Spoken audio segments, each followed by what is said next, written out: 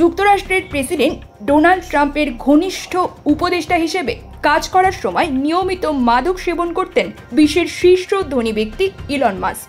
এই সময় তিনি কেটামিন, এক্সট্যাসি ও সাইকেডেলিক মাশরুমের মতো মাদক গ্রহণ করতেন বলে নিউ ইয়র্ক টাইমসের এক প্রতিবেদনে উল্লেখ করা হয়েছে। ওই প্রতিবেদনে বলা হয়, ধনকুবের মাস্ক প্রায় প্রতিদিন কেটামিন সেবন করতেন এবং প্রায় 20টি ওষুধের একটি বক্স সঙ্গে রাখতেন। অবশ্য ইলন মাস্কও অতীতে এক সাক্ষাৎকারে দাবি করেছিলেন প্রতি 2 সপ্তাহে তিনি সামান্য পরিমাণ কেটামিন গ্রহণ করেন। ইতোপূর্বে 2023 সালের বসন্ত নাগাদ তার নেশার মাত্রা বিপজ্জনক পর্যায়ে পৌঁছে যায়।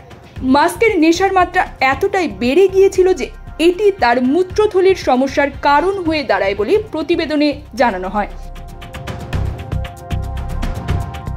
নিউ ইয়র্ক টাইমস বলছে, বিশ্বের শীর্ষ ধনী যখন ট্রাম্পের নির্বাচনী প্রচারণায় $275 মিলিয়ন দান করেন এবং যুক্তরাষ্ট্র সরকারের একটি বিশেষ শাখা ডিপার্টমেন্ট অব গভর্নমেন্ট এফিসিয়েন্সি পরিচালনার দায়িত্বে আসেন, তখন তার মাদক সেবনের অভ্যাস তীব্র আকার ধারণ করে। মাস্ক এই দিনগুলোতে বিভিন্ন গুরুত্বপূর্ণ বৈঠকে অংশ নেন এবং বাজেট সংক্রান্ত বিষয়েও সিদ্ধান্ত নিয়েছেন।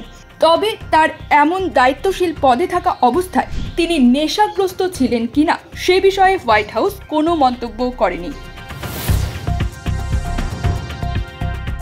মার্কিন ড্রাগ এনফোর্সমেন্ট অ্যাডমিনিস্ট্রেশনের মতে এক্সট্যাসি একটি শিডিউল 1 নিষিদ্ধ মাদক।